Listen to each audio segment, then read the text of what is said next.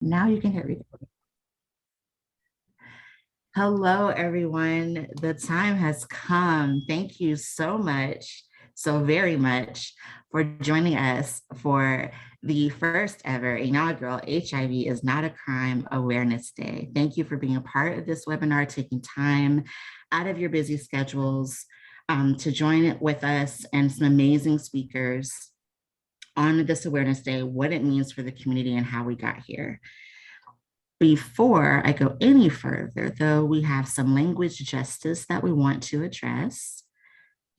So for those that may need Spanish interpretation, you may click on, I think the bottom right-hand side of your screen will have a globe, and you'll be able to click on that and select which language you need.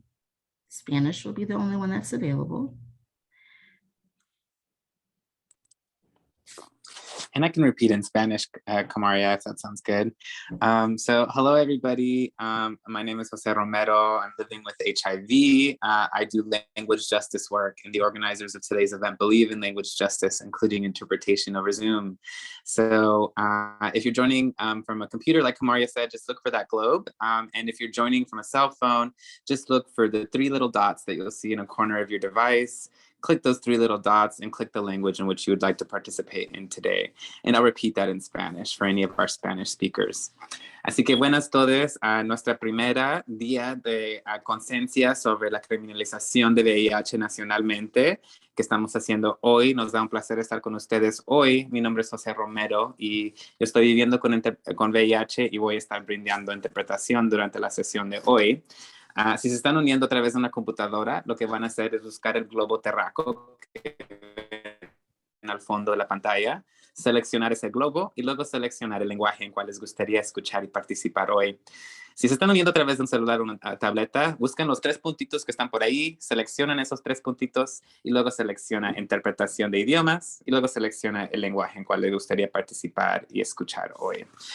No ha estado activado. I see that. It looks like interpretation hasn't been turned on. So if you can go ahead and turn that on, Kamaria, that would be dreamy. Apologies, I realized that as you were giving instructions that I had not done my part.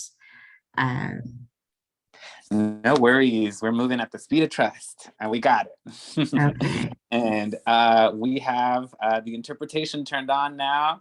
Así que tenemos la función de interpretación activada. So you should be able to see that globe at the bottom of your screen now, or those 3 little dots. Así que deben de poder ver el globo o esos 3 puntitos. Just a reminder to speak slowly and 1 person at a time. Nomás un recordatorio de hablar lentamente y una persona a la vez. Thank you all for joining this historic day. Gracias a todos por unirse a este día histórico. Thank you, Jose. Thank you to the Tilde Language Justice Co-op for your work and your presence in this movement. So we've had our language interpretation access instructions. Again, thank you for joining us today. And as more people join and introduce themselves in the chat, just want to let everyone know that we are streaming live from Facebook, that this is being recorded. If you want to speak or share into our discussion later, but don't want your name recognized, you can change your name in your settings where your picture is. There should be 3 little dots next to a button that says mute, and there's the option to change your name there. Also, you can turn off your camera for the sake of the recording if you don't want to be a part of that. Please, during our time together, continue, as most have been doing, to utilize the chat feature to introduce yourselves and the Q&A feature for questions that you want the panelists to see directly, because things can tend to get lost in the chat. Also, especially if you're on your mobile device or using multiple devices, please share that you're with us today on social media platforms and use our hashtags HINACDay, hashtag strengthen, engage, reform, overcome, and also our common hashtag of HIV is not a crime. So thank you all for that. And for those that may be joining and don't know who this is talking, my name is Kamaria Laffrey. I use she, her pronouns. I am a woman living with HIV for 18 years.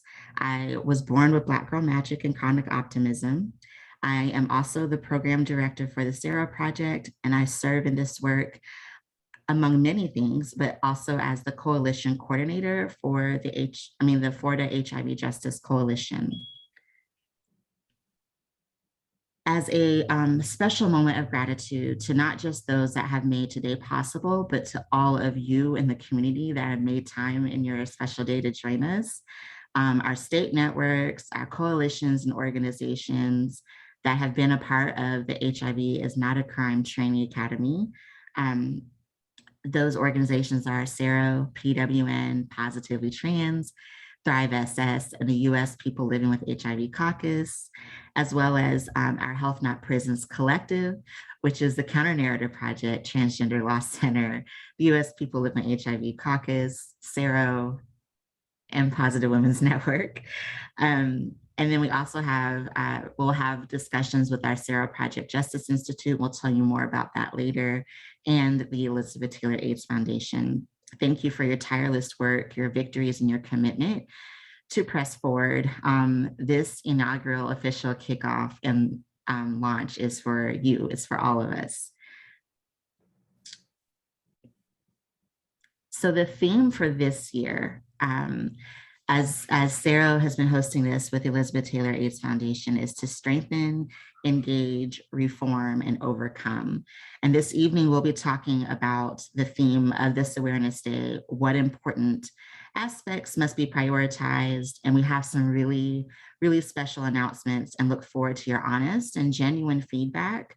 HIV criminalization, as we know it, is embedded in the outdated, harmful, and unjust enforcement of laws that penalize people living with HIV, disproportionately impacting and further marginalizing Black, Indigenous people of color, the LGBTQIA2S+ communities, and that's Two-Spirit for those that don't know, the transgender and gender non-conforming audiences, and our sex work communities.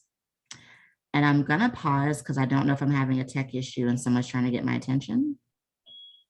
But Tammy, your hand is up. Oh, sorry, it is.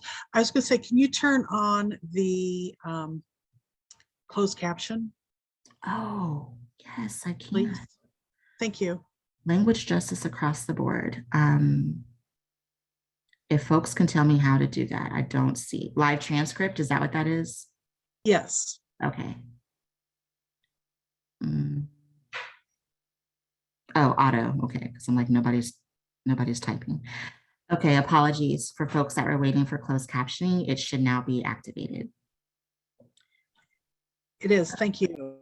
Okay, so let's get into what everyone's been waiting for. Tammy, your hand's still up, just FYI. Oh, I'm sorry, I was not done talking about this first portion.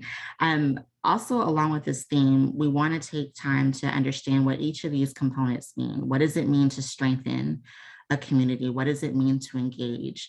And how do we do this as we move forward in our reform efforts? And what does it look like to overcome? This Awareness Day is, in the words of Wahida the Great, a day of reckoning, where this Awareness Day can be another tool and method to repair the failures of the response to HIV/AIDS by doing better, being better, and demanding better. From our federal agencies all the way down to our local levels. Let it be clear that this Awareness Day is meant to add to the many facets of the movement to end the HIV/AIDS epidemic, but we cannot overcome and get there until these laws are gone. So again, thank you for joining us for this important conversation. First up, we will have a moment with a special guest, Quinn Tybee, for our inaugural kickoff. This is the grandson to Elizabeth Taylor, who at his grandmother's wishes has been serving as the co-trustee of Elizabeth Taylor Trust and serves as an officer of the Elizabeth Taylor AIDS Foundation, and has been doing so since 2016, carrying on her legacy and passion in the response to HIV/AIDS. I'm gonna stop sharing so everyone can see Quinn. I think, yes, okay. So Quinn, thank you for joining us today, and for being a part of this work and for being a reflection of your grandmother's commitment to elevate the awareness of HIV criminalization laws and support the efforts towards reform across the nation. When you think about this movement space, how does HIV criminalization reform speak to that legacy of your grandmother, and how does it tie into the foundation's advocacy work for today? Oh, first of all, thanks for having me and for inviting the Elizabeth Taylor AIDS Foundation to join this exciting day. There's a lot I could say, I suppose, and we're just kicking things off this evening. The short of it is that she was an activist and an advocate and stood up for what she believed in. And a phrase I've used before is, if you can't stand for what it is that you're seeing, then you've got to stand up against it. And I think that's something that if she were with us today, she would be here with us online today as well. And she'd certainly be part of this movement. And so as I'm thinking about everything that's happening, I'll steal the floor for a moment to just also say that we're so pleased to be collaborating with the Sero Project and with the various community partners here, and that we get to work with and with Gilead to bring further attention to the reform needed to modernize these criminal laws and these penalties that unjustly discriminate against people living with HIV. We believe that criminalization reform for people living with HIV intersects obviously with critical issues around social injustice, racial injustice, poverty, access to healthcare. And when ETAF first started learning about HIV criminalization some years ago, we immediately knew how important of an issue it is. And I recall actually being at the International AIDS Conference in Durban and getting the chance to spend time with members of the community there and learn from them. And I was just thinking of Ken Pinkella, who may be watching tonight, and whose story, like so many other people's stories, is so moving. And so while we all know that living with HIV should not be considered a crime, it is, however, in over 30 US states, treated like one. And so today, as we'll discuss throughout the evening, I know thousands of people living with HIV across the US risk facing outdated laws that were enacted decades ago. And these laws are fueled by fear and ignorance and are born out of stigma.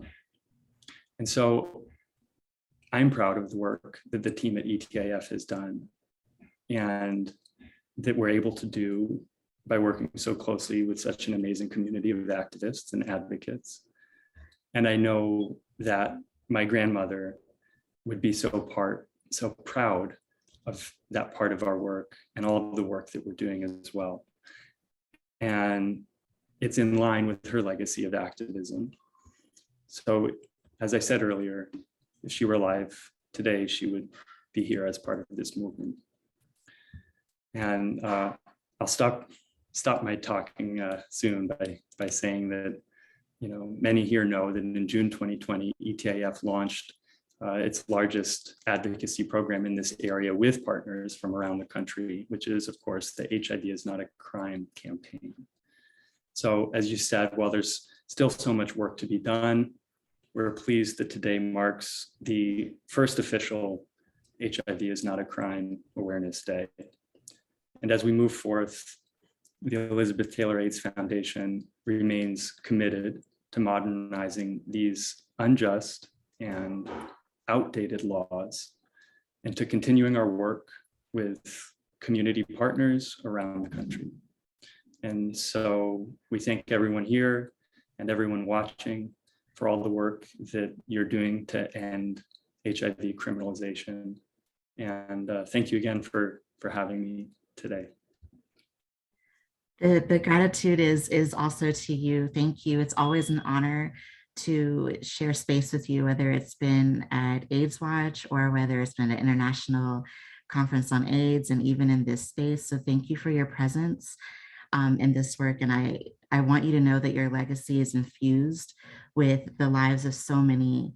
And I hope that everything that you need to continue to show up in this work and continue your grandmother's legacy finds you and sustains you and anchors you, and that we continue to work together. So thank you so much for being with us tonight. Thank you. And I will go back to sharing my screen so we can continue on and hear from a few other folks. But first, this Awareness Day, we launched this conversation January of last month. Wow, I was about to say last year, January last month. So we've had, within a month, there's been a lot of movement, a lot of momentum building. Like the HIV criminalization reform movement itself has been powerful. But since the announcement of this Awareness Day, a few things have happened just this morning that I'm really excited to share with you. So to segue into our panel discussion, another level of thanks to Elizabeth Taylor AIDS Foundation and the Artemis Agency for working with the folks at The View on ABC for amplifying this Awareness Day this morning. I got so many text messages. Did you see this? Did you know? And I'm like, yeah, I knew.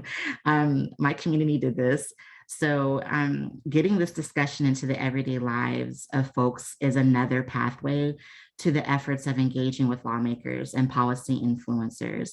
This has to be matched, though, with adequate, relevant, and meaningful education on HIV transmission, treatment, science, and the impact of policies led by people living with HIV. So, with this conversation being elevated into the homes of millions of viewers, we do need to follow that with up-to-date information on what HIV looks like today. So I want to hear the reactions from our panelists once I introduce them, and what this particular plug of HIV criminalization reform means to them. So hold that question in your minds. And this was unintentional, but because I really didn't know this panel with The View was going to happen. So now I get to introduce the HIV community's version of The View in just a moment.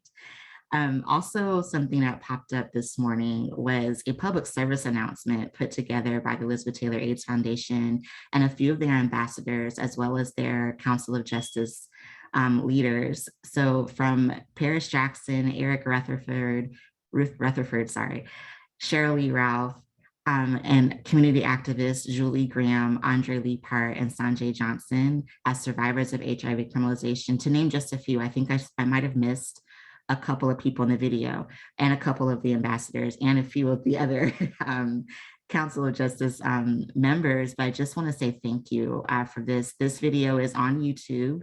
The link should be shared out on Facebook, as well as for those in the Zoom chat. You should be able to see that as well. So that's another exciting piece. And then, y'all, it just keeps happening. This is really tiny, but we're going to put the link to this in as well. Just an uplifting of reminding folks to co-sponsor the Repeal HIV Decriminalization Act of 2022 from Representative Barbara Lee's office. Huge echo of gratitude to, oh no, my battery's running low, sorry.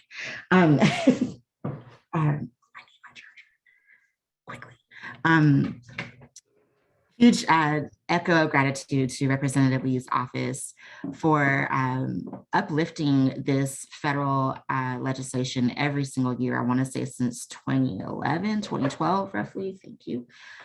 So glad that we have another year to push this. So please contact your Congress folks, ask them to be a co-sponsor of the HIV Discrimination Act.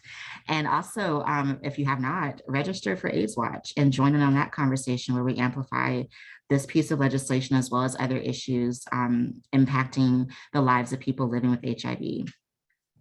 And then I think there's one more piece before we get to our speakers.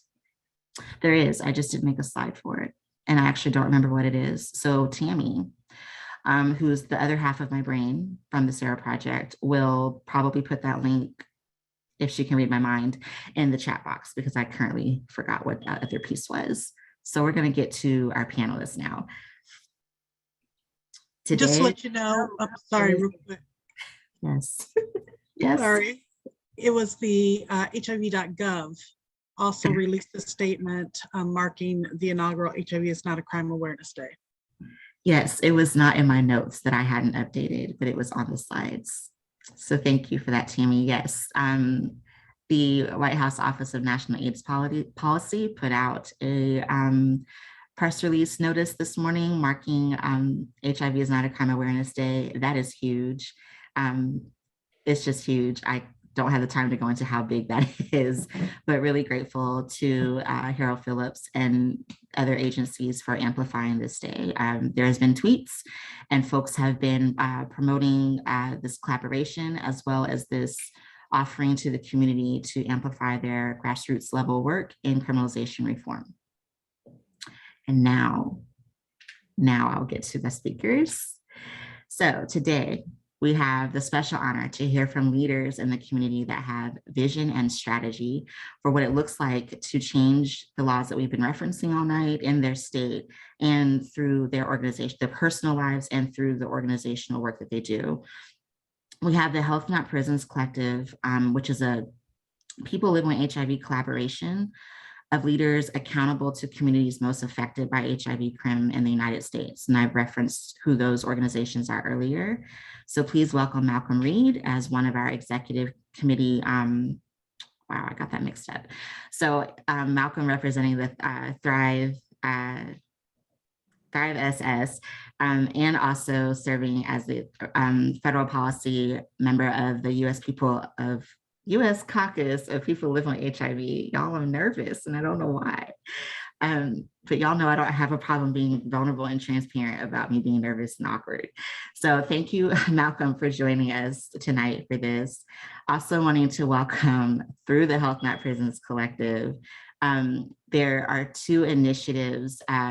We have one being the HIV Advocacy Funding Project, which was launched in hopes of directly funding state advocates living with HIV.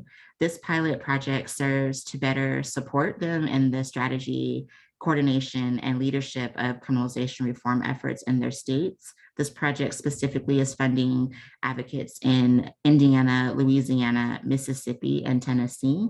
And tonight we have with us Rimsky Evans from Mississippi. We also have a second initiative under the Health Not Prisons Collective as the Sero Project Justice Institute. And we actually have 3 folks from that cohort with us tonight, but it's a year-long initiative or training designed to equip people living with HIV with resources and skill sets needed to advocate for criminalization reform efforts in their communities. So please welcome from that space again, Rimsky Evans from Mississippi, Umberto Orozco from Georgia, and Deirdre Speaks, also known as Deirdre Johnson from Virginia.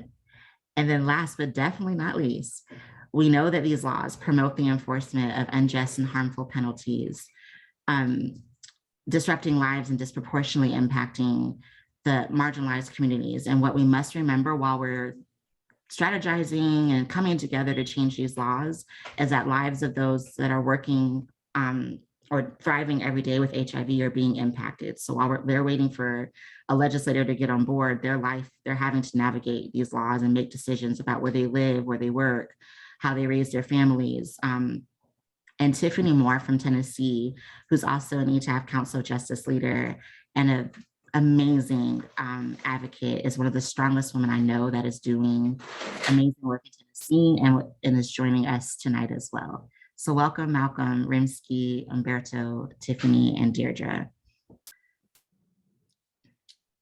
And I'm gonna go to this next slide and then we can all just talk. So this question is for the audience as well as our panelists. So please join in the chat with what your responses and what your reactions are as our panelists share their thoughts. But the question for tonight is, what tools and types of partnerships make reform efforts successful in addition to legislation being passed And how does this Awareness Day add to that? And what else is needed? And what is the vision for a nation without laws that criminalize people living with HIV? So this is a free for all question. I'm going to stop sharing again and let everyone reintroduce themselves if I mischaracterize anything and answer the question at will. But this is a casual conversation, so there's no special order. Feel free to come off mute and speak up. So am I off mute? You are. Okay, great. So first and foremost, thank you, Sero Project. Kamaria, I know you have been busting your butt to get this done. Bravo. This day is as much your day and Sero Project's day as anybody else. So, and the question is what tools? Well, this is a tool, right? Because, you know, awareness is huge. You know, I said on a call, when was that? 2 weeks ago that we were on a call, and I said, if you walk into a barbershop in Atlanta, Georgia, and you tell, and you say, in a gay-friendly barbershop, I may add, and you say to some of the brothers in there, and you say, hey, the dude you just had sex with is living with HIV, what would his reaction be? And most of the time, his reaction would be, he needs to go to jail. He needs to go under the jail, you know, or whatever. And so this Awareness Day brings that, you know, helps change those minds, because people have to understand the science. You know, people have to understand that if that person is living with HIV, but is taking their medication every day, that they cannot spread HIV. And a lot of people who are not living with HIV, who are not in this community of advocates, you know, just don't know that. And so the tool, besides getting legislation passed, is getting the people living the lives every day to understand what the impact is. And, you know, because we can go to the Capitol and we can talk to our legislators and talk to them about it, but they're going to go to their constituents and say, hey, what do you think about this? And if their constituents aren't aware, then it could just turn back on us. So we must make sure that we have the court of public opinion on our side as well. So, you know, in Georgia, last year, Senate Bill 164 came so close. Oh my God. Oh my God. It was like, it was the day, almost the day of, and we were like, it's gonna pass, it's gonna pass. And we were kind of, and then somebody threw, and as this happens, you know, another senator, or I can't even remember whether it was a House member or a senator, but somebody else threw an amendment to the bill, and the Georgia Senate did not agree with the amendment, and therefore the bill did not pass. That amendment had nothing to do with HIV criminalization. But let me just tell you what the current bill in Georgia is: a 10-year felony, and still includes spitting and all kinds of things. You do not have to prove that the person does not have to prove that they contracted HIV from the defendant. They don't have to prove that at all. There is no means testing as far as science is concerned. Does this person even have the ability to transmit HIV? None of that is in the current law that's on the books right now. And so what we have been working to do is change that law, modernize that law. And right now, Senate Bill 164, which is coming back around this year, says that it's so as to provide for the modernization of HIV-related laws to align with science, to ensure that laws and policies support current understanding of best public health practices for preventing and treating HIV, scientific evidence about routes of transmission, and the public health goals of promoting HIV prevention and treatment, to provide the related matters, to repeal conflicting laws, and for other purposes. So what that means is that they are now going to take into account the science. And this bill had overwhelming bipartisan support. And so we're confident that this year we're going to get it passed. It also reduces We did not get the felony eliminated, unfortunately, but it does reduce the felony to 5 years. And so, we're going to continue moving forward. We know that the wheels of justice move slowly, but we are confident that this year we're going to get it done. And even though that this year is an election year, we're going to have to really put our foot on the gas and make sure that we don't rest on how far we came last year. We've just got to make sure that people are aware. And that's why I was saying, the court of public opinion, making sure that everybody understands what's going on. So here in Georgia, the Georgia HIV Justice Coalition, of which I'm co-chair, and have some great partners working with me. And even though you work, Kamaria, on, Florida's Justice Coalition, Kamaria is on every Georgia coalition. I think she's trying to move here, which ain't a bad thing. I'm cool with that. And then also being part of the executive representing Thrive SS. I noticed that there's a bunch of Thrive SS folks on the call. So Thrive SS, shout out to y'all, love you guys.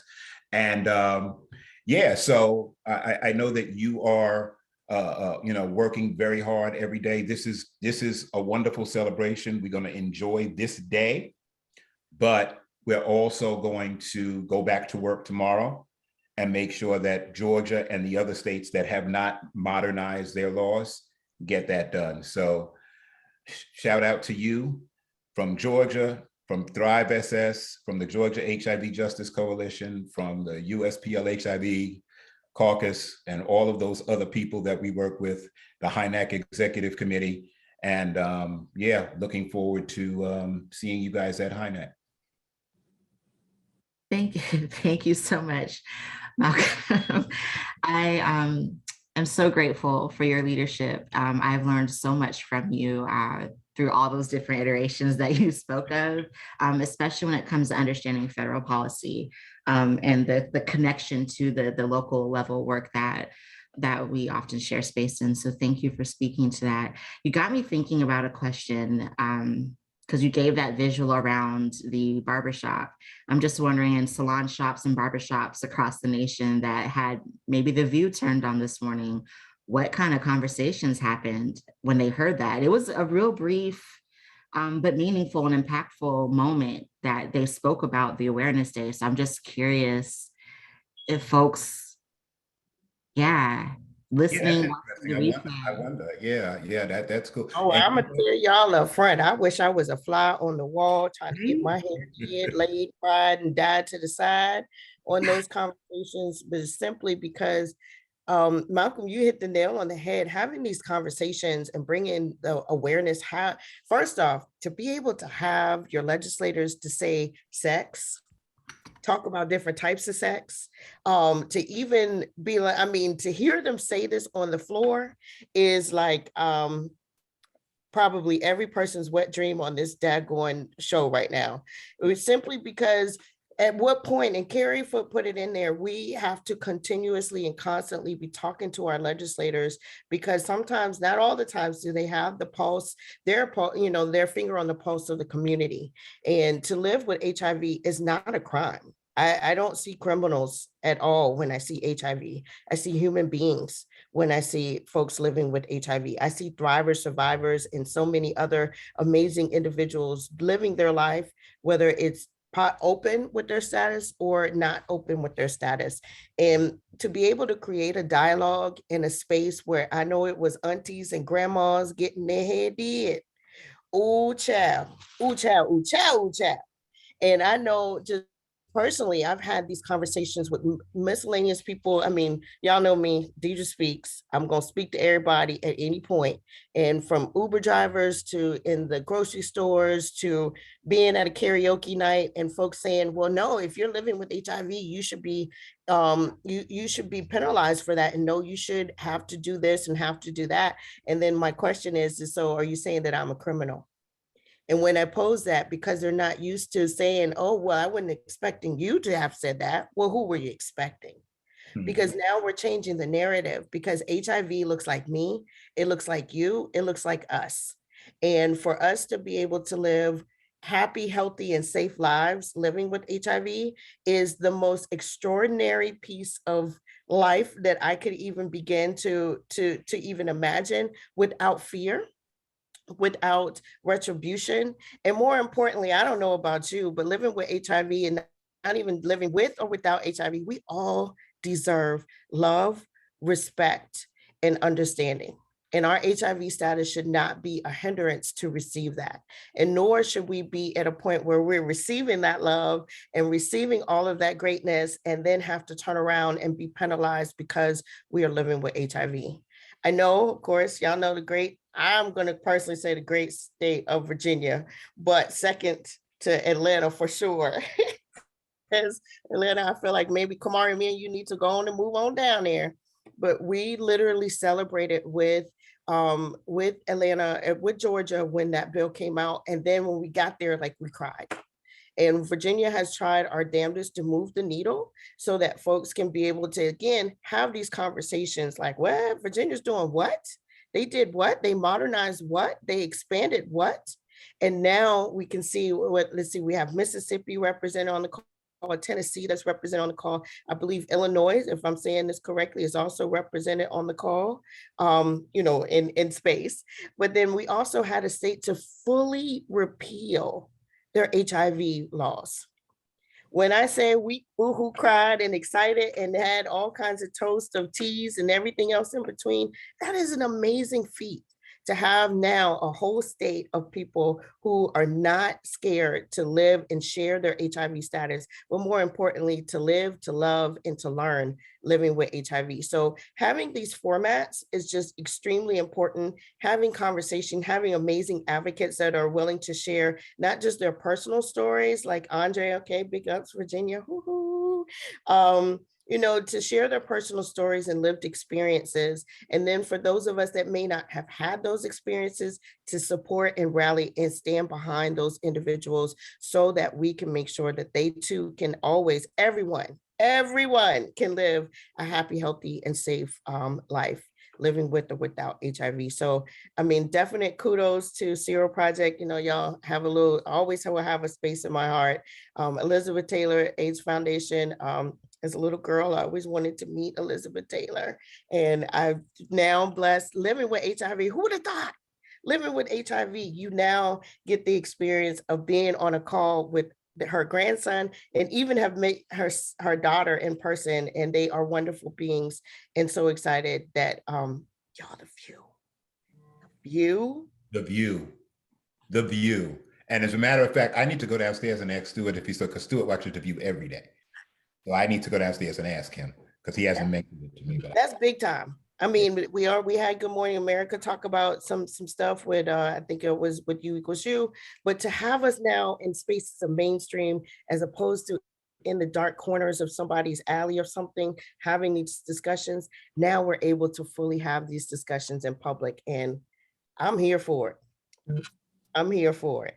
I'm going to tell a quick story about one of my first Georgia AIDS watch. I finally, I handed my note to the page and I said, please go and get Senator, and I'm not going to call his name. And he finally came outside after 45 minutes of waiting. And, I started talking to him about HIV, and I said, I myself have been living with HIV for however many years it was at the time. And he, really? And I said, yeah. He said, you look good. I said, I know, thank you. But that is just the level of ignorance that is still out there, right? People think that when you have HIV, you are walking around emaciated, halfway dead. Either that, or we're going from one extreme to the other. Either HIV is cured and it's over and we don't have to worry about it anymore, or people with HIV, you see them in the street and they're dying. That's why we're here, and that's why this is important. So we have to keep on doing what we're doing, and then even take it to the streets, because there's a whole bunch of people that aren't going to log into this webinar. So we have to take it to the streets and talk to people one-on-one, face-to-face. Malcolm, I think you made a really important point. Like that's what this Awareness Day is for. It's okay. So Sero Project and Elizabeth Taylor AIDS Foundation, our logos are on the day, but it does not belong to us. Like it belongs to everyone, and it's another tool to equip folks to hit the streets and take this conversation. Malcolm, you said it so beautifully in our kickoff. We've got to stop talking to each other. Like we get it. We know what the problem is, and we can be the problem solvers, but we need more support. We need more allies. We need more folks engaged. And that ties back into the theme. We need to strengthen our movement. We need to engage more. We need to fully reform. Repeal is what I would like to see, these laws across the board so that we can overcome it. We keep talking about ending the HIV epidemic. That cannot happen with these laws still in the books. It just can't. I really want to hear from our other panelists as well, Tiffany, Umberto, Rimsky, that question about the tools and types of partnerships, and speak from your personal experience. Like it doesn't have to be this grand thing, but from your lived experience, what has helped you come into this work to feel successful as an advocate in your network or coalition in the effort to change these laws? Hi, I'm Tiffany. Oh, I'm sorry, you go, Tiffany. thank you. Hi, so again, thank you, Sero and the Elizabeth Taylor Foundation. And I'm excited to be representing Tennessee. My line of work and how I came into this, I'm a survivor. I spent 21 years on the registry in Tennessee for aggravated prostitution. And coming out of prison for the third time, it's just an awareness, just something, it wasn't working. I mean, I wasn't housing, struggling after I finished the one recovery program, the only one in Tennessee, which no longer now can accept the charge, accepted me. I found myself that I was falling again, but not being able to find housing, jobs, there was a rat race that just was not making sense. And then I got pregnant. So really something dawned on me. I'm like, I can carry a child and give birth, vaginal birth, and not transmit, but yet we're being prosecuted for just simply prostitution, of which is a consensual, both parties, both responsibility, and we're not intentionally passing it, but the laws in Tennessee are not stated as such. They're so Draken. I mean, I can simply walk out of my house right now and just go to a known prostitution zone, and because I am HIV positive, I am arrested. I do not have to be in the act of prostitution. So things were just not adding up. And I got plugged in with Sean Strube and the Sero Project, very young in my advocacy. And I've grown up so much through the years. And I was part in 2015 of working on passing the aggravated prostitution amendment. It was our first ever legislation to get in speaking with HIV. It's a bill that allows now women, men, anyone charged with aggravated prostitution to petition the court to come off of the registry. But the problem is that it only applies to trafficked victims, domestic rape. You have to prove one of those things has happened to you. So basically now we have to go back through the court system and we have to show all of our trauma and we have to show our worthiness to come off of the registry. It did not update or reflect any current HIV, scientific laws and standings and facts. I was recently released off the registry December 16th after a 5-year battle, a very emotional battle. And now I'm dealing with, I'm very blessed. Don't get me wrong. I'm looking back and I'm not forgetting those behind me that I've got to make sure follow suit and come off this registry. But the emotional distress of what that registry has done, I didn't realize how numb I was for so long, just in constant, I'm in survival mode for 21 years, even through recovery and being clean off drugs now for 7 years, I still haven't been free. I'm just now 60 days into off the registry, and I'm just now realizing the trauma of what the state of Tennessee has excessively added, not just alone with living on the registry, but coming off. So the tools that are definitely needed is, the HIV, those of us that are actually affected by it don't seem to be brought to the table. Laws, I don't know if we're an embarrassment or if we're gonna say the wrong thing, or saying blowjob is the wrong verbiage to use, but I'm not sure what it is. But it's just we're looked at very almost like we're disgusted, and that because we don't have a bunch of letters behind our name, that we're just kind of there, but we'll pull you when we need you, but yet it's very confusing.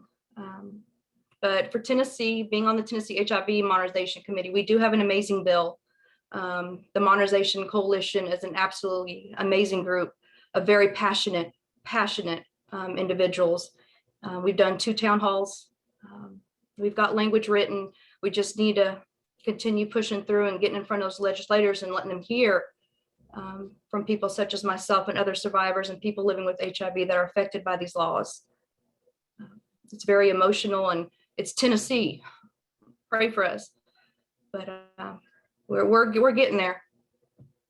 And I can attest to that. You are definitely getting there, and prayers are there. I'm on the calls. So I feel the struggle, and I want to encourage all advocates, no matter what state you're in. This is not an overnight success, easy feat. Like the stories you hear about folks making the changes, y'all, when I put in the chat that healing justice is needed, that's not just for folks that are being impacted by the criminalization. That's for advocates doing this work too. We need healing too. I try to be very mindful when doing presentations that they're not just information dumps of here's the laws in your state, wrap your head around disclosure, sign up for my listserv, bye. No, I take moments to sit and talk with people and like lean in and be like, what does this information mean to you for your life?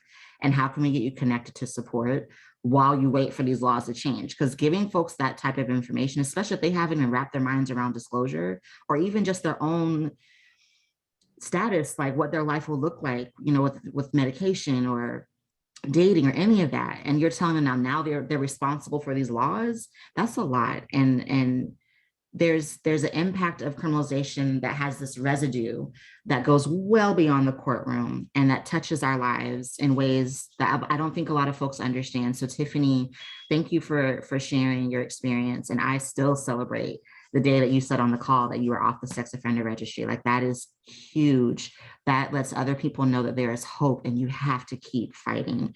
Well, I mean, my daughter was on the registry as well. I think people forget that families are affected.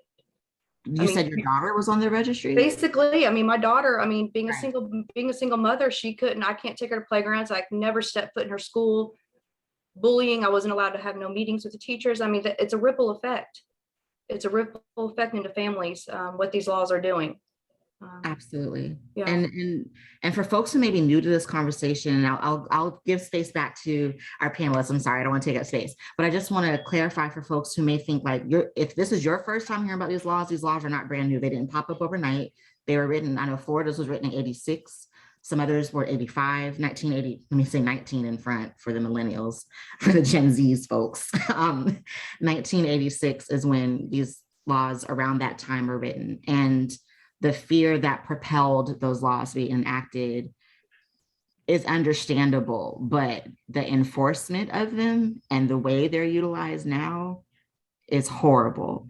They're acts of violence, in my opinion. So I'll stop there. Rimsky, I know you were going to jump in and say something, and please, Umberto, share as well. Yes, I'm so grateful to be among all the great panelists, and being, of course, from Mississippi, a Bible Belt state, and religion is very rooted in Mississippi. But when I first got into this advocacy work, I actually, after being newly diagnosed after pretty much like 2017, I ended up going to a conference that I was invited by our coalition, the Mississippi Positive Network, with Robin Webb and Jason McCarthy. And it was during that time that I heard the voices of many advocates that empowered me to go forward into advocacy work. And so I ended up running across Miss Linda Dixon and ran into Sero Justice Institute. As Kamaria was sharing and doing a training, that I was like, you know what, I want to try to get involved in this more. And she introduced the cohort that was coming up, and I actually applied for it. Well, of course, I have been so inspired being a part of Sero and learning so much as a new advocate in this work, and growing and getting understanding about legislature and all that good stuff. But as I got into this coalition work, I recognized even more in Mississippi, because of the fact that we are a Bible Belt state, and religion has played a big part in the attitudes of people when it comes to HIV and even the history and people, we dealing with the mindsets of the children that was taught by their granddaddies and their grandmamas in history. And so now today, that negative attitude is still today of not understanding HIV and looking at it back in the 1980s. And so we deal with the fact that we having to change the mind of the people to understand even you equal you, that, you know, treatment is prevention. If we have an undetected viral load, we can't transmit HIV. So the fight here is just pretty much trying to get the people to understand that you equal you works, and that it's effective. But the thing is, the most I realized that, you know, when they took sex education out of schools, you know, there's not a lot of, you know, education. And like Deirdre was saying, we don't want to talk about sex. We don't want to be, you know, in the real about sex, in that everyone is having sex. I mean, people are having children. I mean, you know, sex is going on, either it be good or bad. But we talk about prevention and wanting to prevent people from acquiring HIV, but we have to, of course, deal with stigma. But HIV criminal laws is the first and foremost thing that we got to deal with in order to deal with the stigma. Because when you think about it, people are getting out of care, people are not staying in care. And even in Mississippi, we probably had like two of known cases where people were criminalized for HIV, for exposing their status, and they got locked up. And this attitude is that, you know, if you do the crime, you're gonna do the time. And so we have this big barrier before us with the negative attitudes, and we having to get past it. Like Malcolm was saying, the gentleman was like, you know, you look good, you know, living with HIV. And that's what I deal with today when people see me, because of what we thought in the past, of the fact that, you know, back then people was dying, you know, people didn't have a lot of weight on them. And so you would be with that, you know, thinking like, okay, well, if this person done lost all this weight, they about to die, they got AIDS, or even the fact that they don't even know how to separate HIV from AIDS. I have ran into so many people that don't even know the difference between HIV and HIV being the virus and AIDS being a syndrome. You know, having to educate people and get them informed even more so that they can be empowered and even to change the attitudes. I even had a conversation with our mayor here in Jackson, Mississippi, and he even said that he didn't even have any education about HIV, that we were going to have to literally teach him. I was just stunned that he didn't even have any education about HIV, not even knowing and understanding HIV to even work with us and support us in this fight. And so when I think about the tools and the strategies, you know, you equal you is one of the biggest things that I stand on as a strategy, you know, because we have the science to back us up, but we got to convince the people to believe in the science. And so, you know, being in Mississippi, it has been a fight, and it has been a struggle, as I have seen other advocates that have been in this thing over 30 years, and the conversations I've heard of what has happened. And now we are working on a new bill to submit for next year so that we can actually change the language. This is what we're focusing on, trying to change the language, because we know that, you know, the attitudes of the fact that they don't want to take it all the way out because they feel like there are people that intentionally, you know, give people HIV.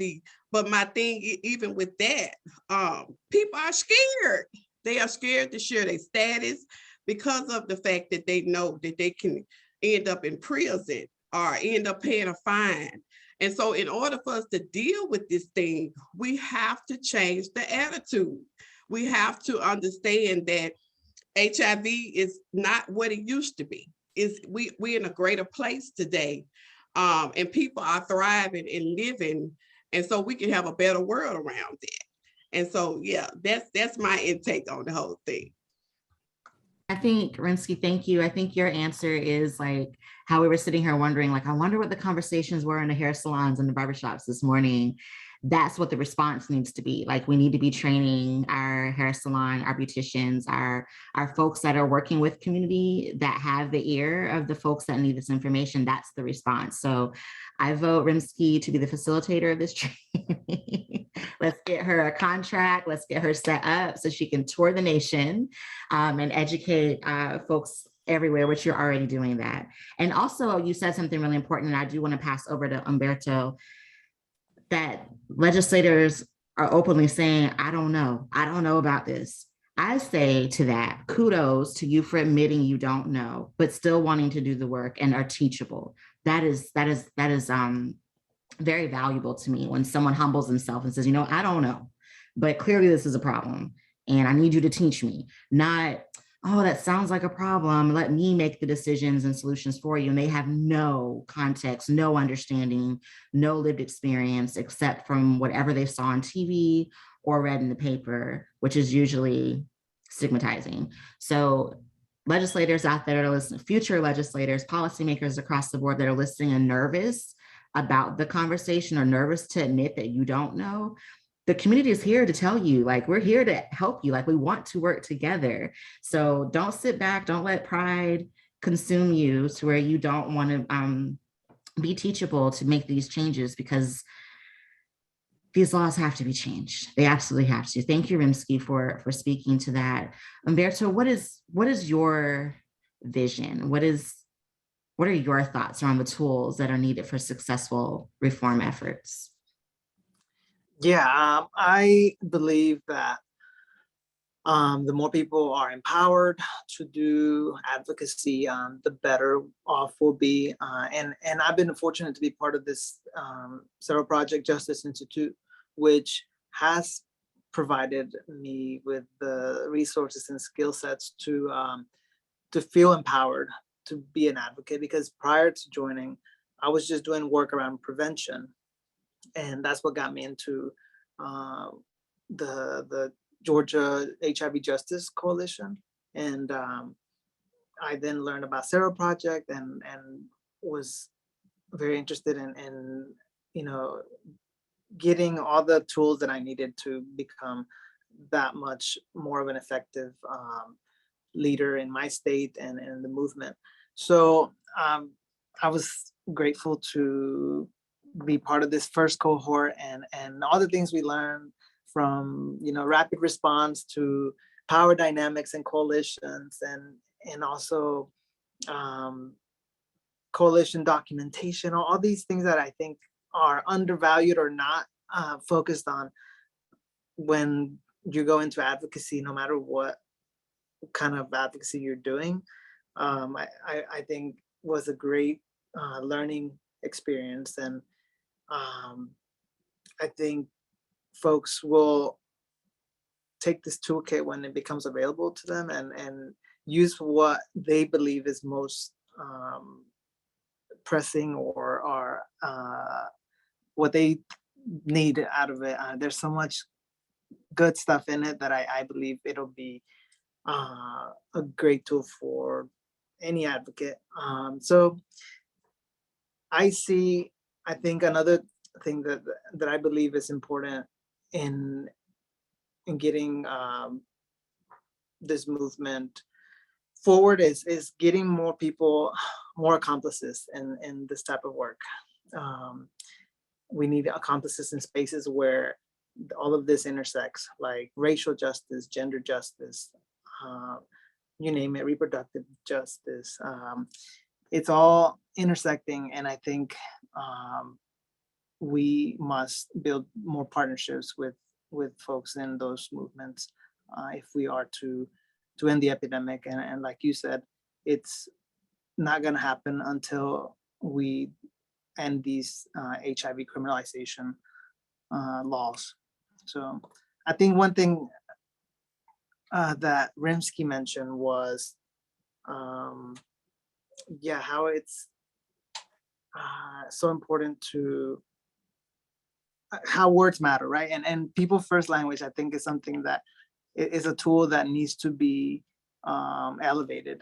That's something I learned during the Sero Project Justice Institute, and must be a tool that we all have in our toolkit. I really, really love that you mentioned that. I mean, you said a lot of gems, but the people first language is my favorite. It's pinned to my Twitter. So anybody that comes there trying to come for me with any foolishness or stigmatizing language, that's the first thing they see. Well, also the manifesto for Black people, but that's beside the point. I mean, that's together. For folks who may be new or listening to the recording and they're like, what's people first language? What are you talking about? Is that like, what is this new language? Do folks want to give an example of what that is? Like, I'm going to give you a sentence and you tell me like, I don't even want to say it. I don't even want to do it that way. Y'all just give examples. I was about to make a sentence stigmatizing and I can't do it. I think the biggest one is HIV positive versus living with HIV. Yeah. You know, because when you say you are HIV positive, it makes it sound like, you know, you've got this disease, and then of course the word infected, right? So all of that, it demeans you as a human. To say that I am living with HIV, I am living with diabetes. And hell, I just found out I'm living with arthritis too, but that's a whole nother conversation. But so, you know, it's like, okay, it humanizes it. It's like everybody has something, right? Don't look at me because I'm HIV positive. You know, we've got to make sure that we are showing that trauma-informed approach to how you talk to people, how you bring people up instead of putting them down. You know, so I think that's the one that I, you know, I constantly say living with HIV, and I know people who have been, you know, in the work for a long time, they still say HIV positive, and it takes time. It takes time. But you know, when I first found out, I kind of didn't get it. I'm like, why can't I say infected? I go to an infectious disease doctor, you know, and you kind of rationalize it, but I get it now. So yeah, I think there's probably better examples, but that's the one that comes to mind. I mean, that was a perfect one. And Deirdre, I'm gonna let you go. I think some folks maybe hear like, okay, we already know this. What does this have to do with the Awareness Day? But it's part of the conversations. It's part of if these were the mindsets, if these were the conversations we were having, if this was the knowledge and the wisdom and the power that we held when these laws were being enacted, we wouldn't necessarily be. And that's just my chronic optimism. That's what I was born with.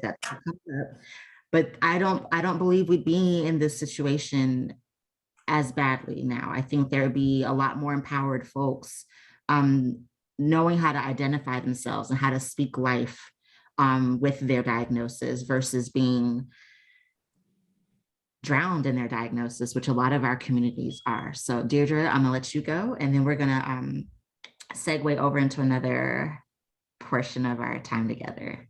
Well, I mean, Sister Love, you already hit the nail on the head for real, because when we start to recognize the human, the person first, then that's when we can start to break down those stigmas.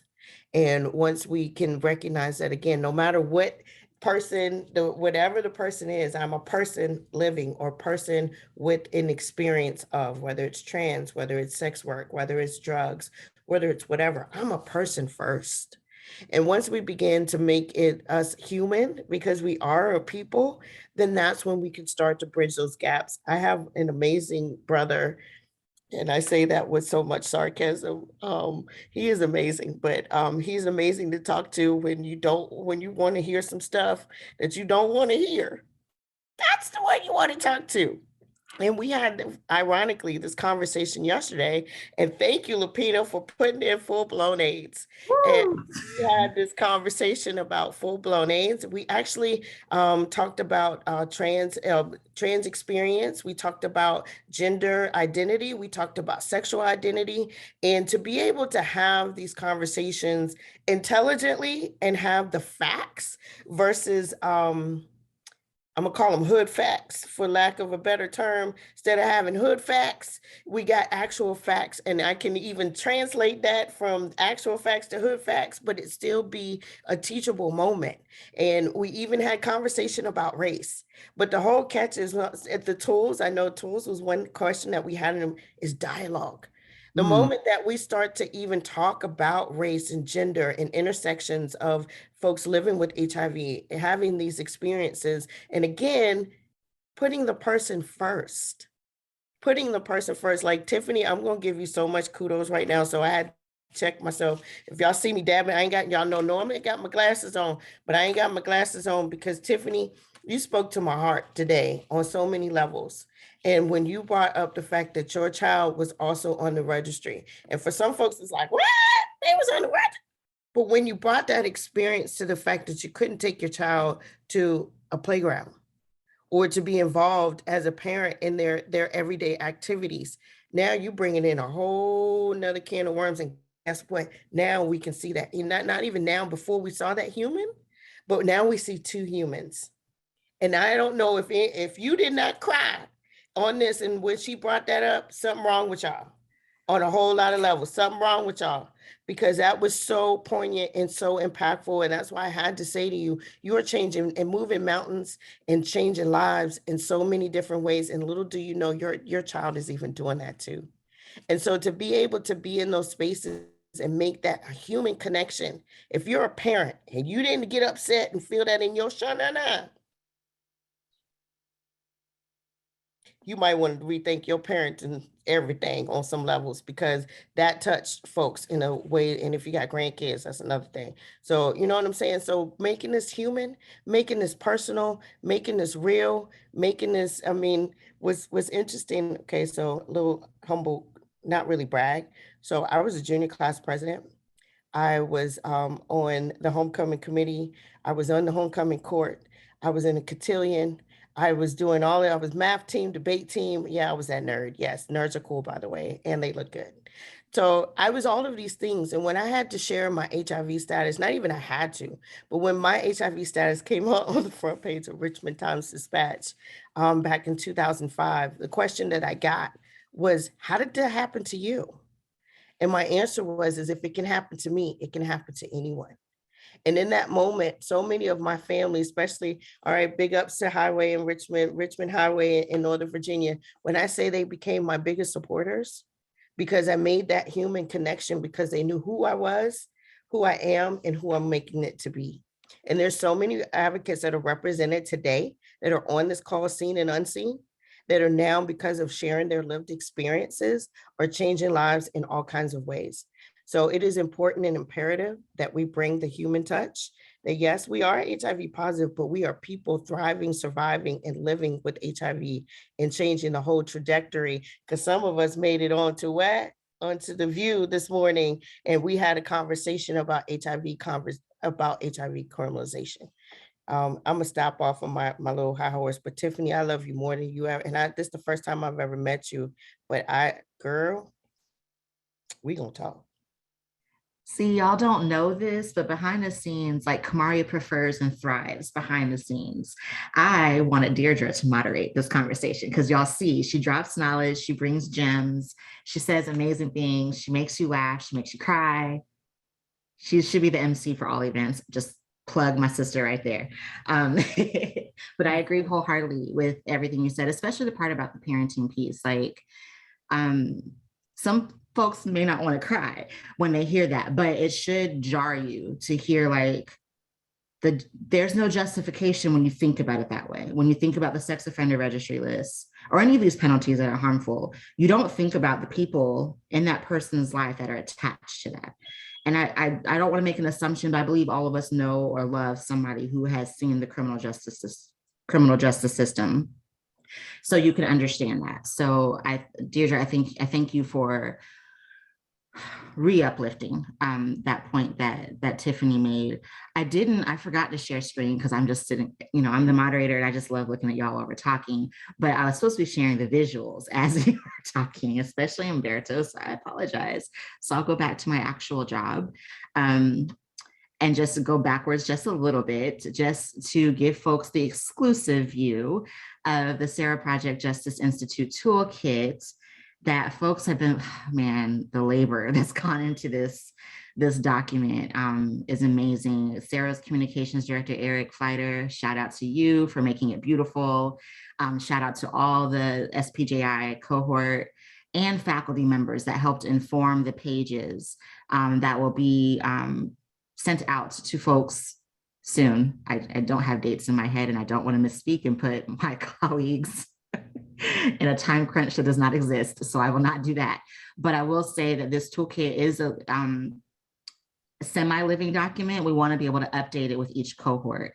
So there are topics and things that came up during our time together that weren't a part of the curriculum necessarily, but they got put into the toolkit. And that's going to keep happening for every cohort. And we're also inviting our current SPJI soon-to-be graduates in the ATL.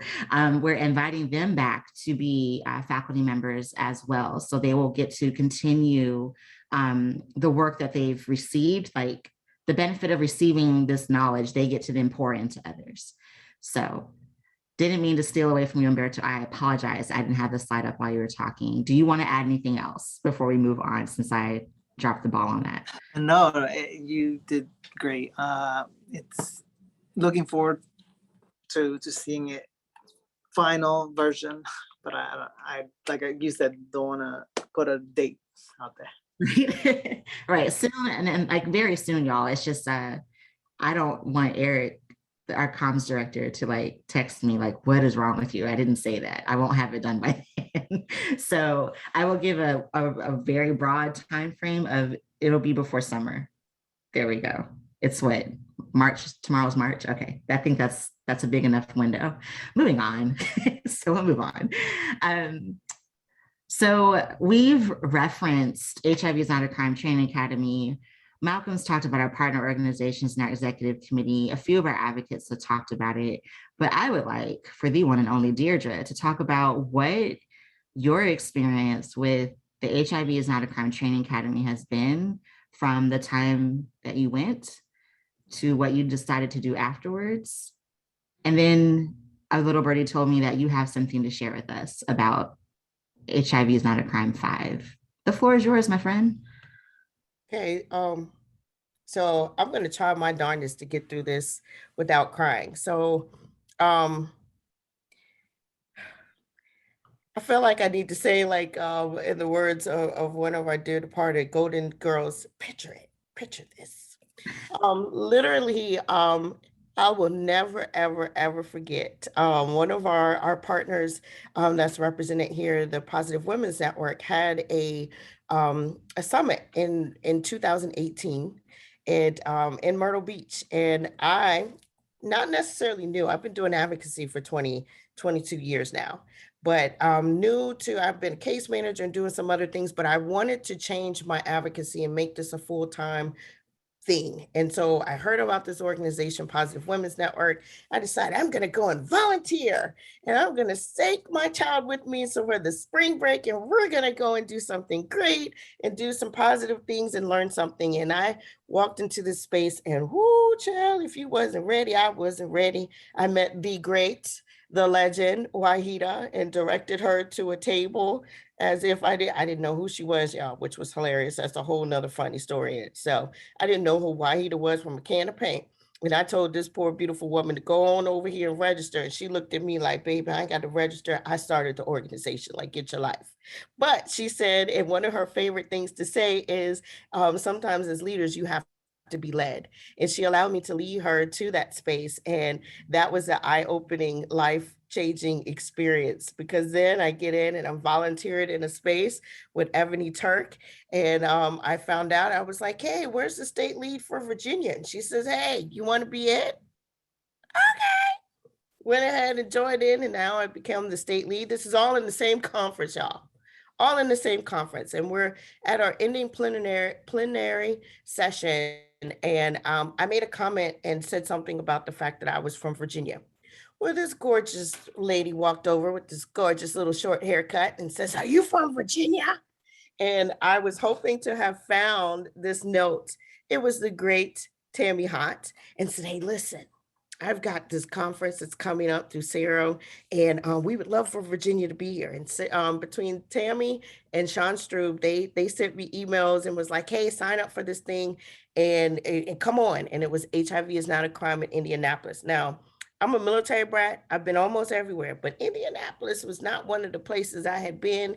Wasn't necessarily on my bucket list, but it was going to be this time because I was about to learn more about HIV. And while I was there, I got to be a part of a pre-institute, which is Bully Black United Leadership Initiative. Actually, it was institute. We have now formulated and formed into the initiative, and got to meet so many beautiful Black folks that are doing HIV work across the country. If you are not a member of Bully, you are missing out. I would tell you a whole lot of things that we do, but I'm not in this moment. But it is amazing and phenomenal to celebrate our Blackness and to celebrate the Blackness of this movement and the leaders in this movement. Well, as we were there, one of the first things that we did at the opening plenary was opening session was they had everybody sitting by tables by state. Well, walk to Virginia, and I'm praying that my partner in change is on here somewhere. This is our love story. Cedric, this is our love story. We walked into, I walked into the table and there was only two people there. It was myself, Cedric, and then one of my homegirls from Virginia, Monica Charleston. The three of us were sitting there like, why is it that everybody else table full and we got three individuals? Something ain't right. We started to investigate a little bit more about our laws in Virginia. And literally the next day, Cedric and I sat down for lunch and we formulated a coalition, what is now called Ending Criminalization of HIV and Over Incarceration in Virginia, or AKA ECHO VA. And we sat there and said, we got to do something. That was June. November 2018, we had our strategic planning meeting and had about 20 individuals from across the state to come, and including members from our Virginia Department of Health, legislative processes all over, community members and everything. And of course, the great Tammy Hott came in and spoke with us. And we also had Carrie from the Positive Women's Network to plan and help us move through that. That was 2018, November. 2019, we were found out about a bill that was horrible and we blocked it, we killed it. And in 2020, we introduced a community-led bill that was inclusive of changing and modernizing our HIV laws in Virginia. I am excited to celebrate that on March 31st, actually this month, actually in February, we had all between the Senate, the House, all of our yays, and we got it approved and we got it passed in both the Senate and the House. Thank you to our senators, Senator Jennifer McKellen and Senator Mamie Locke, who were our legislative champions. And again, so important to have legislative champions because those ladies fought hard for us, and they even got them to say some words about sex on the House floor. When I say we were pumped and excited, then there was some ignorant stuff too. But what we did is we championed and they championed, and we gave them the tools to be able to combat anything that was going to be stigmatizing. And on March 31st of 2021, because we're in 2021, we actually had our bill signed into law, and July 1st, it came effective. So within 2 years, we were able to meet at HINAC, which was a chance meeting, meeting with Tammy. I promise you, I'll never forget it. She slid in, she was like, "So, are you from Virginia?" Never forget that moment. It's a completely life-changing moment. It was alignment, and I guess it is safe to say that I am beyond,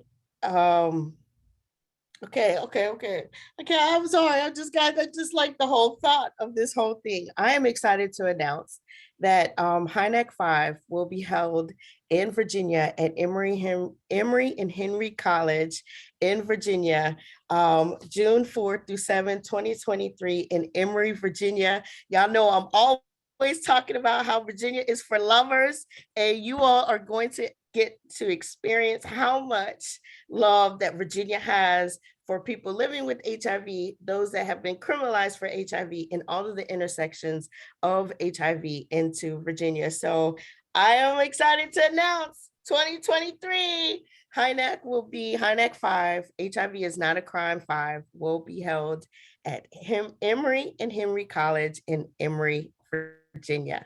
So welcome to Virginia. This madness is going to start. The madness is going to start because I'm going to flood your timeline with so much Virginia love. So that is our story, and that is our announcement. So I just, for the effect of Zoom, just a big old woohoo. Yeah. And now I can talk about it. Gee whiz, it's been hard. I've been holding it like I've been pregnant for too long. Like I can't. There have been some of us that have been sitting on this information. We just wanted to make sure that the executive committee and the venue logistics work group had to, put in some work and make sure that this was the right choice out of the selections that were the options that we were given. There will be more information on that in our press release and future informational webinars about HIV is Not a Crime Training Academy. But this announcement, you heard it here first. You are the first to know that our venue will be the Emory and Henry College, June 4th through 7th. So super excited. Yes, we are navigating all things COVID related and looking at all the options to make sure that everyone's safe. And that it's cost effective and all that jazz. But we just want to be in this moment and celebrate that this is where HINAC 5 is going to be hosted. So y'all get ready for Deirdre's posts. In addition, we have a few other announcements. So thank you all for hanging in. We might go over by like a few minutes. So thank you so much for hanging in with us. Let me make sure I'm going in the right order. So in our, what do you call it? The inaugural webinar, no, this is the kickoff webinar that we had in January. And since then, there has been asked for folks to sign on to a community sign-on letter. And the goal was just for us to have, 100 individuals, 100 organizations sign on and support, simply just declaring that HIV is not a crime. And then we provided a list of ways to be activated, such as supporting the stories of survivors, through the Elizabeth Taylor AIDS Foundation's True Not Crime series, by contacting your Congress people about the Repeal Act and some other things that we ask folks to activate on. So I am excited to announce, and if Tammy has a more accurate number, would love to hear it. But I'm excited to say thank you to our community that we had 140 and counting individuals and organizations sign on to that commitment, declaring HIV is not a crime. And that's just within a month. Also without the aggressive push of Kamaria, because I was a little distracted by putting all this together. Had I had more time on my hands, because God knows 24 hours is not enough, there would have been more folks contacted and reminded on the regular to sign on to this. So if you're wanting to be a part of this, you can sign on as well. Tammy should be dropping the link into the chat on Facebook Live and Zoom. Also, just some encouragement, you can add the link to your signature in your email, so you don't have to keep reminding people. It's just there for them to see it. There's a lot of things you can put in your signature. I know a lot of folks that have very long signatures and they're very informative, and I appreciate it because I'm like, who has that information? And I go check my email. So that's just one way to keep people engaged and informed. So yeah, she dropped the link to that. So another portion of our awareness day is the biggest part, which is getting involved. And we had a question in the chat, and I don't know if one of our panelists actually answered it. It was, does anyone have advice on ways to address the divisions between advocates and AIDS service organizations? Whew, that's, just breathe through that one for those that have this experience. And that the question goes on to say, bridge the gap with each group having the same goal, but put forth different bills. And that's one of the challenges I'm assuming this person is asking about. It's like, how do you address the fact that there's these two separate entities that are introducing bills instead of working together. So does anyone have advice for our advocate on that? If not, it's cool. Yeah. But The first part is going to be dialogue, and having an understanding as to if they are competing, if one is going against public, is going against and one is for, then having that strategic conversation about what is going to be the most, helpful for community. Because sometimes some of us will do this work for accolades. Hold on. If you're a DJ speaker, you know what's going on. I got to sip tea on that one. Some of us will do this for accolades. And this is not about accolades. This is about changing lives. And I think that we need to have that straight conversation with each other. And if it happens to be that you can't have that conversation, then you need to rally and mobilize and organize your community in any way to make sure that if that is what is community led, it will never fail. But if it is not community led, then it's going to go all shit to hell, excuse me, but it's not going to be a positive impact. So conversation, dialogue, find out where exactly folks' heads are. If it's for community, rally the community, get community behind you.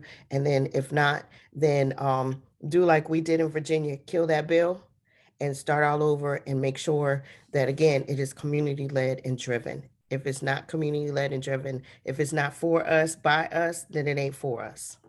So, And I'm glad you said the last part, Deidre, because I was going to lead with MIPA, right?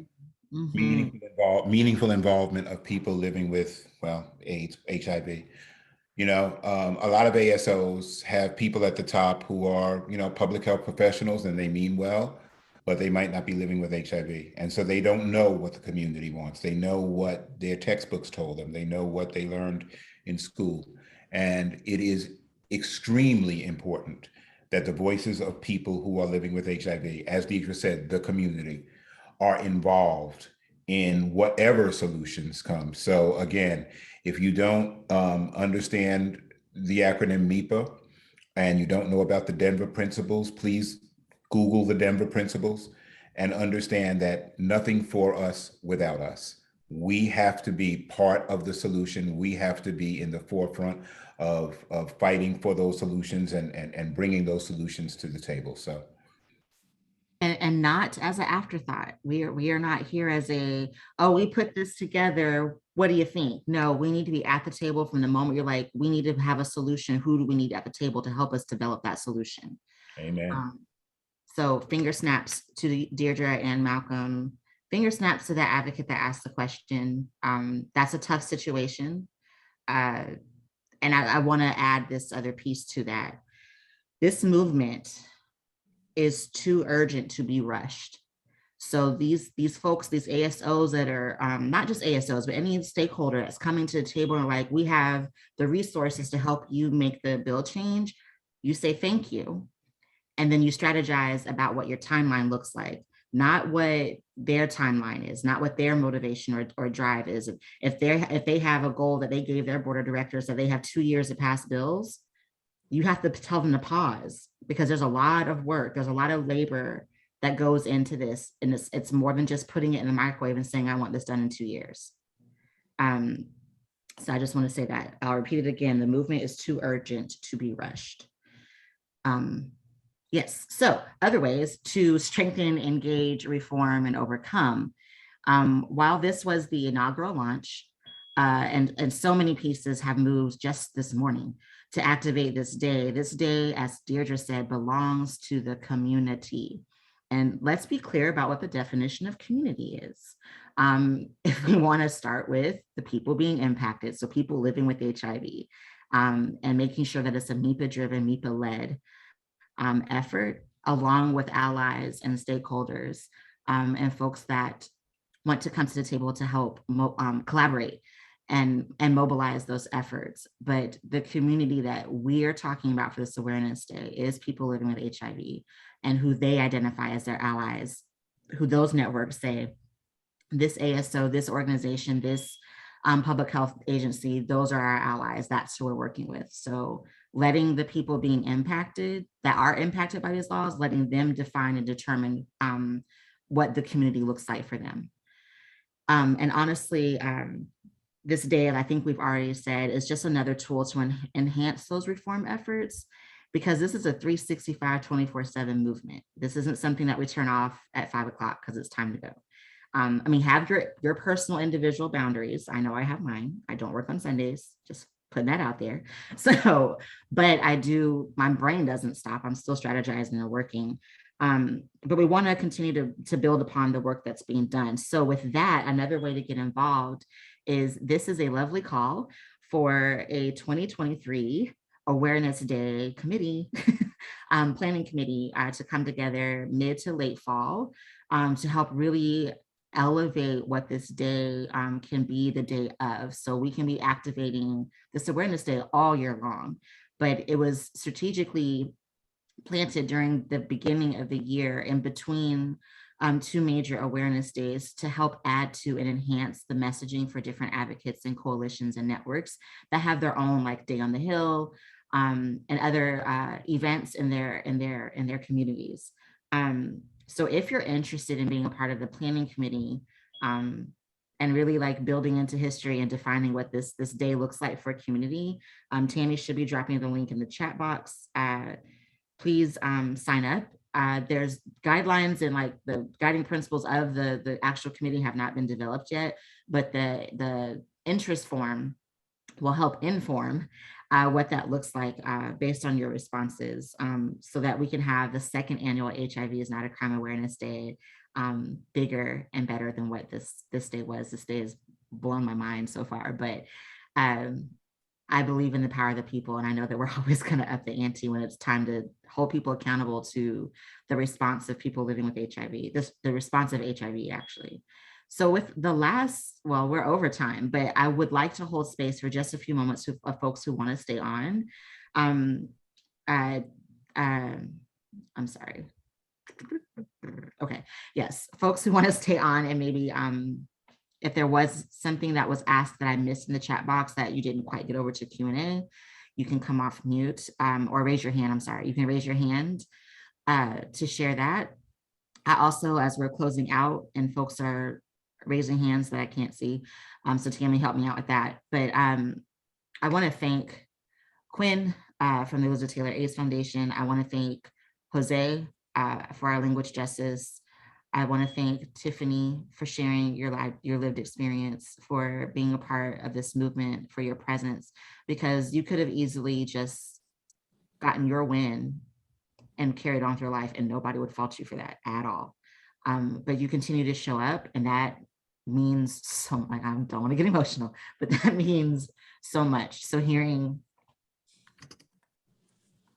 your story is helpful in this work. So Deirdre, thank you. You already know, because we have our 1 o'clock conversations in the morning, you already know. But I'm so grateful for your work, your tireless efforts in showing up, the work that I know that the emotional labor that you put into making the change you made in Virginia, and I know that you're not done. So thank you for not just taking your win and being like, all right, I did my part, like you're still showing up. Rimsky, seeing your growth, seeing your power, seeing your presence in this work through SPJI, through the work you do in Mississippi as a Black woman, keep doing the damn thing. I am so proud to know you. Like, I can't even begin. Umberto, your beautiful, quiet spirit always strengthens me. And I don't think I've ever expressed that before. Like when you're on the calls and I see you take a moment to reflect, when we're in like a time crunch decision, but you always sit back, you're like, this is what I'm feeling. You always stand firm. You are 10 toes down in what you believe in, and you never back away from that. And that keeps me grounded in this work as well, to know that you're not swayed or influenced by what the majority says. So thank you. Malcolm, I have learned so much from you in this work to help me feel more adequate as an advocate, because there's a lot of stuff that goes on in the federal part that I don't get it, don't understand it, the acronyms, the people, the agencies, the language. And Malcolm has a way of breaking it down, adding humor to it. At the end of a stressful day and you're on a 7 o'clock call trying to write a policy brief, Malcolm just has a way of having this gentle patience and guiding you through to get it. You won't understand it overnight, but he helps you feel confident. I'm saying I'm giving these flowers now because I want folks to know that you're not alone in this community. Like, we have each other's backs, and I'm just have to express gratitude. And if I could say thank you to all 75 people who were originally on this webinar, plus the folks in the Facebook world, I love you. I know I haven't been visible as much as I used to be, but I'm here. I'm just doing stuff to help you all, because this is heart work, not hard work. The work is hard, but it's heart work. I hold all y'all in my heart. I'm eternally grateful to you. And I'm gonna stop now. And I don't know if folks had other things, closing thoughts that they would like to add. So I just want to say that, we had the announcement about HINAC and everything else, but we kind of glanced over it. So graduation in Atlanta in this month. Well, it's not this month yet. It's still next month. But I can't wait to see you guys down here. And we're going to put together a welcome and a celebration for you guys, because what you guys have accomplished is absolutely wonderful. Yes, I thank you. We did gloss over the SPJI graduation. That's because Kamaria blocked that out of her mind because of dates. But I want to say the graduation is the 3rd week of March. Wait, wrong month. Yes, 3rd week of March. And there's 11 folks graduating. We will be celebrating. They will be getting actual graduation certificates and some other things that I can't say. So there's a lot planned for folks that spent a year long in this training and really taking the time out of their busy schedules to sit and listen to folks drop knowledge, such as faculty members like Wahida the Great, and a few others, and more is to come. We are definitely planning SPJI 2.0. We don't have any links or applications to apply with yet, but we are letting folks know to stay alert to when we announce when that will be. But meanwhile, we're going to be celebrating our 11, and so proud of them. Thank you for that, Malcolm. Anyone else before we close out? I just want to say thank you to you, Kamaria. You always are in the background, but for those of us that know Kamaria is literally the wing beneath all of our wings. She's she's the one that keeps us straight, that grounds us, and who literally, if you ever had the moment, she centers us in so much love and so much appreciation. And, we really are excited to see you in doing this hosting gig. I'm just saying, it looks good on you. It looks good on you, for sure. So thank you so much. Thank you, Sero Project, for all of the hard work that you all are doing to get advocates together and centered on HIV criminalization. Elizabeth Taylor AIDS Foundation. Ooh, thank you. I know that Elizabeth Taylor would be super excited. I know she's shining down and looking down and seeing the amazing work that you all are doing and in her honor. And it's just an exciting space to be in with you all and to have you so engaged, because we know there are other celebrities and folks that are doing this work, but you all are actively engaged in doing this work with community. So we sincerely thank you. Malcolm, my brother from another mother, so excited. Thank you for Thrive SS, Rimsky and Umberto. Thank you. I appreciate you and everyone. Tiffany, you already know. You just You all are the best. Yes. I think we are all reflections of one another. I put that in the chat that I only give out what I receive, and God knows I know I'm loved and supported by my community. So I am grateful for all of you. I don't want to cut off this love fest, but I do want to release people back to their lives and their days, and in case there's other strategies and plannings and things that are going on. But just another round of thanks to all of our panelists, everyone that's activated and participated. Continue to share out the links for the sign-on letter.